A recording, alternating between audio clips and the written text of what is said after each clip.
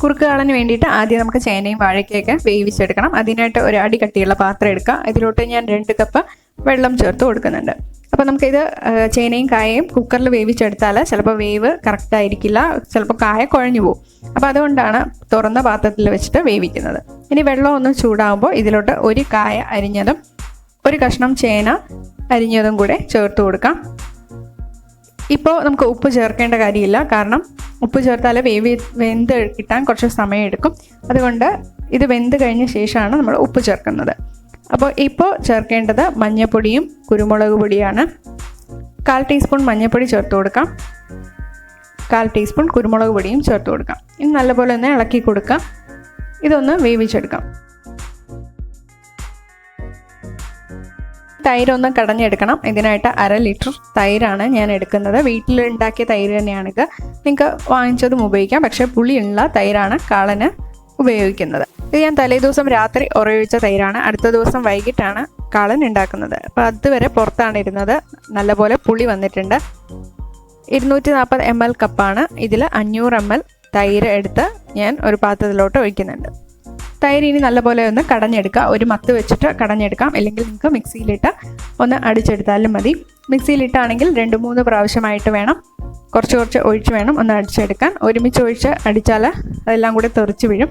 അപ്പോൾ അതുകൊണ്ട് കുറച്ചായിട്ട് നിങ്ങൾക്ക് മിക്സിയിലും അടിച്ചെടുക്കാം.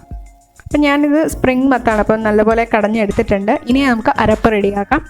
ഞാൻ ഇത് ഒരു തേങ്ങ, മീഡിയം സൈസ് തേങ്ങയുടെ ഒരു മുടി ചിരകിയ തേങ്ങ എടുത്തിട്ടുണ്ട്. ഇതൊരു മിക്സിയിലോട്ട് മാറ്റാം. മെഷർ ചെയ്തപ്പോൾ 1.25 കപ്പുണ്ട് ചിരകിയ തേങ്ങ. ഇതിലോട്ട് എരിവിന് ആവശ്യമുള്ള പച്ചമുളക് ചേർത്ത് കൊടുക്കുക. അപ്പോൾ കുരുമുളക് പൊടിയും നമ്മൾ ചേർക്കുന്നുണ്ട്. ഇതിലോട്ട് 1/4 ടീസ്പൂൺ ജീരകം ചേർത്ത് കൊടുക്കാം. 1/4 ടീസ്പൂൺ കുരുമുളക് പൊടിയും ചേർത്ത് കൊടുക്കാം. കുരുമുളക് പൊടിക്ക് പകരം നിങ്ങൾക്ക് ഒരു 10 കുരുമുളക് ചേർത്താലും മതിയാവും. ഇനി ഇതിന് ആവശ്യമുള്ള വെള്ളം ഒഴിച്ച് നല്ല പേസ്റ്റ് രൂപത്തിൽ അരച്ചെടുക്കാം. ഞാനിവിടെ 1/4 കപ്പ് വെള്ളമാണ് ഒഴിക്കുന്നത്. നിങ്ങൾക്ക് വെള്ളം കൂടുതൽ വേണ്ടി വരികയാണെങ്കിൽ കൂടുതൽ ഒഴിച്ച് നല്ല പേസ്റ്റ് രൂപത്തിൽ ഒന്ന് അരച്ചെടുക്കാം. അപ്പോൾ ഇപ്പോൾ തൈരും നല്ലപോലെ കടഞ്ഞു വെച്ചിട്ടുണ്ട്. തേങ്ങ അരപ്പും റെഡി ആയിട്ടുണ്ട്. ഇനി കഷ്ണങ്ങൾ വെന്തിട്ടുണ്ടോ എന്ന് നോക്കാം. കായയും ചേനയും സെപ്പറേറ്റ് ആയിട്ട് തന്നെ വെന്തിട്ടുണ്ടോ നോക്കണം. അതിനായിട്ട് നമ്മളുടെ തവി വെച്ച് തന്നെ ഇതുപോലെ ഒന്ന് മുറിച്ച് നോക്കുക. അയ്യം ബലം പ്രയോഗിക്കാതെ മുറിയുന്നുണ്ടെന്നുണ്ടെങ്കിൽ നല്ലപോലെ വെന്തിട്ടുണ്ട്.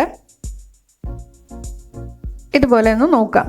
അപ്പോൾ രണ്ടും വെന്ത് കഴിഞ്ഞാൽ ഇതിൽ വെള്ളം കൂടുതലാണെങ്കിൽ അതൊന്ന് എടുത്ത് മാറ്റാം, ഇല്ലെങ്കിൽ നമ്മൾ അതും കൂടെ വറ്റിക്കേണ്ടി വരും. അതുകൊണ്ട് ഞാനിവിടെ ഒരു 1/4 കപ്പ് വെള്ളം മാറ്റുകയാണ്. കഷ്ണങ്ങളുടെ ആ ഒരു ലെവലിൽ വെള്ളം നിർത്തിയാൽ മതി ഇനി. അതുകൊണ്ടാണ് ഞാൻ എടുത്ത് മാറ്റുന്നത്. നിങ്ങൾക്ക് വെള്ളം കുറവാണെന്നുണ്ടെങ്കിൽ ഇനി മാറ്റേണ്ട കാര്യമില്ല. അടി പിടിക്കരുത്, ഒരുപാടങ്ങ് മാറ്റിയാൽ അടിയിൽ പിടിക്കും. അപ്പോൾ കുറച്ച് മാത്രമാണ് ഞാൻ മാറ്റുന്നത്. ഒരു 1/4 കപ്പ് മാറ്റിയിട്ടുണ്ട്. കഷ്ണങ്ങളുടെ ലെവലിൽ വെള്ളം ഞാൻ നിർത്തിയിട്ടുണ്ട്. ഇനി ഇതിലോട്ട് തൈര് ചേർത്ത് കൊടുക്കാം. നല്ല ഉടച്ചു വെച്ച കടഞ്ഞു വെച്ച തൈര് ഇതിലോട്ട് ചേർത്ത് കൊടുക്കാം. 1/2 ലിറ്റർ. കടയാതെയാണ് നമ്മൾ ചേർക്കുന്നതെങ്കിൽ ഇത് പിരിഞ്ഞു പോവും. അപ്പോൾ അതുകൊണ്ടാണ് നല്ലപോലെ കട്ടകളൊക്കെ ഉടച്ച ശേഷം ചേർത്ത് കൊടുക്കുന്നത്.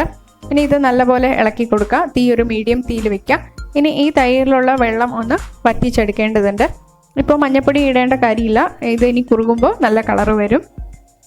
ഇതിലോട്ട് ആവശ്യത്തിന് ഉപ്പ് ചേർത്ത് കൊടുക്കാം. നമ്മൾ കഷ്ണങ്ങൾ വേവിക്കുമ്പോൾ ഉപ്പ് ചേർത്ത് കൊടുത്തില്ല. അപ്പോൾ ഇപ്പോൾ ഉപ്പ് ചേർത്ത് കൊടുക്കാം. നല്ലപോലെ ഒന്ന് ഇളക്കി കൊടുക്കാം. തൈര് ചേർത്ത ശേഷം അതൊന്ന് തിളച്ച് വരും വരെ കണ്ടിന്യൂസ് ആയിട്ട് തന്നെ ഇളക്കി കൊടുക്കാം. തിളച്ച് വന്നു കഴിഞ്ഞാൽ പിന്നെ ഇടയ്ക്കിടയ്ക്ക് ഒന്ന് ഇളക്കി കൊടുത്താൽ മതി, അല്ലെങ്കിൽ അത് പിരിഞ്ഞ പോലെയാവും. ഇപ്പോൾ നല്ലപോലെ തിളച്ച് വരുന്നുണ്ട്. ഇനി ഇത് ഇടയ്ക്കിടയ്ക്ക് എടുക്കണം. നല്ല കുറുകി വരണം. ആ സമയത്താണ് തേങ്ങ അരപ്പ് ചേർത്ത് കൊടുക്കേണ്ടത്. ഇപ്പോൾ നല്ലപോലെ തൈര് വറ്റി വന്നിട്ടുണ്ട്, കുറുകി വന്നിട്ടുണ്ട്, നല്ല തിക്കായിട്ടുണ്ട്. ഈ സമയത്താണ് ഇനി അരപ്പ് ചേർക്കേണ്ടത്. അപ്പോൾ ഈ ഒരു തൈര് വറ്റിച്ചെടുക്കാനാണ് കുറച്ച് ഏറ്റവും സമയം എടുക്കുന്നത് കുറുക്ക് കാളനിൽ. അടി കട്ടിയുള്ള പാത്രം എടുക്കുക. അപ്പോൾ അടി പിടിക്കാതെ നമുക്ക് ഇളക്കി കൊടുക്കാം. ഇപ്പോൾ കുറുകി വന്നപ്പോൾ നല്ല മഞ്ഞൾപ്പൊടിയുടെ കളർ നല്ല പോലെ വരുന്നുണ്ട്. ഇനി ഇതിലോട്ട് തേങ്ങ അരപ്പ് ചേർത്ത് കൊടുക്കാം. തേങ്ങ അരപ്പ് ചേർത്ത ശേഷം ഒരു 3 മിനിറ്റ് തിളപ്പിച്ചെടുക്കണം. അതിൻ്റെ പച്ചമണമൊക്കെ മാറി ഒന്ന് വറ്റി വരണം. തേങ്ങ അരപ്പ് ഒന്ന് തിളച്ച് വരുമ്പോൾ തന്നെ ഇതിലോട്ട് കുറച്ച് കറിവേപ്പില അരിഞ്ഞ് ചേർത്ത് കൊടുക്കാം. 2 നുള്ളു ഉലുവപ്പൊടിയും ഞാൻ ചേർത്ത് കൊടുത്തിട്ടുണ്ട്. ഇപ്പോൾ ഇനി നല്ലപോലെ ഇളക്കി ഒരു 3 മിനിറ്റ് വറ്റിച്ചെടുക്കാം. തീ ഇപ്പോൾ ഞാൻ മീഡിയം തീയിൽ തന്നെയാണ് വെച്ചിട്ടുള്ളത്. ഇതിൻ്റെ ഒരു പച്ചമണമൊക്കെ നല്ലപോലെ മാറണം. ഇപ്പോൾ ടേസ്റ്റ് നോക്കുക. ഉപ്പ് ആവശ്യമെങ്കിൽ ഉപ്പ് ചേർത്ത് കൊടുക്കുക. കുരുമുളക് പൊടിയും ആവശ്യമുണ്ടെങ്കിൽ ഇപ്പോൾ ചേർത്ത് കൊടുക്കാം. തേങ്ങ അരപ്പ് നല്ലപോലെ വറ്റി വരുമ്പോഴത്തേക്കും ഇത് നല്ലപോലെ തെറിക്കും പുറത്തോട്ടൊക്കെ. അപ്പോൾ ഒരു വലിയ തവി ഉപയോഗിച്ചിട്ട്, നീളമുള്ള തവി ഉപയോഗിച്ചിട്ട് വേണം ഇളക്കി കൊടുക്കാൻ. ഇനി ഇത് തീ ഓഫ് ചെയ്യാറായിട്ടുണ്ട്. ഞാനൊരു 3 മിനിറ്റോളം ഇരുത്തി ഇത് വറ്റിച്ചിട്ടുണ്ട്. ഇനി തീ ഓഫ് ചെയ്യാം. ചൂട് മാറിക്കഴിഞ്ഞാൽ ഒന്നും കൂടെ ഇതൊന്ന് കുറുകും. ഒന്നും കൂടെ വെള്ളം ഒന്ന് വറ്റി കിട്ടും. അപ്പോൾ ഈ ഒരു കൺസിസ്റ്റൻസി മതി. തീ ഓഫ് ചെയ്ത ശേഷം ഇതിലോട്ട് താളിച്ചൊഴിച്ച് കൊടുക്കാം. സദ്യക്കൊക്കെ ആണെങ്കിൽ നമുക്ക് തലേ ദിവസം തന്നെ കുറുക്കാളൻ ഉണ്ടാക്കി വെക്കാം, ചീത്തയാവില്ല. ഒരുപാട് ചൂടുള്ള ക്ലൈമറ്റ് ആണെങ്കിൽ മാത്രം ഫ്രിഡ്ജിൽ വെച്ചാൽ മതി. ഫ്രിഡ്ജിൽ വെക്കുകയാണെങ്കിലും ഇത് ചൂട് മാറിയ ശേഷം വേണം ഒരു എയർടൈറ്റ് കണ്ടെയ്നറിലിട്ട് സൂക്ഷിക്കാം. ഞാൻ തീ ഓഫ് ചെയ്തിട്ടുണ്ട്. ഇനി ഇതിലോട്ട് കടുക് താളിച്ച് വയ്ക്കാം. അതിനായിട്ട് ഞാൻ ഒരു 1.5 ടേബിൾ സ്പൂൺ വെളിച്ചെണ്ണ ഒരു ചീനിച്ചട്ടിയിൽ ഒഴിച്ചു കൊടുത്തിട്ടുണ്ട്. എണ്ണയൊന്ന് ചൂടാകുമ്പോൾ അതിലോട്ട് 1/2 ടീസ്പൂൺ കടുക് ഇട്ട് കൊടുത്തിട്ടുണ്ട്. 2 നുള്ളു ഉലുവ ഇട്ട് കൊടുത്തിട്ടുണ്ട്. ഇതിലോട്ട് ഒരു വറ്റൽമുളകും 3ആയിട്ട് കീറി ചേർത്ത് കൊടുത്തിട്ടുണ്ട്.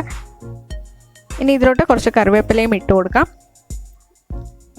എല്ലാം ഒന്ന് മൂത്ത് കഴിഞ്ഞാൽ തീ ഓഫ് ചെയ്ത ശേഷം നമുക്ക് കാളനിലോട്ട് ചേർത്ത് കൊടുക്കാം.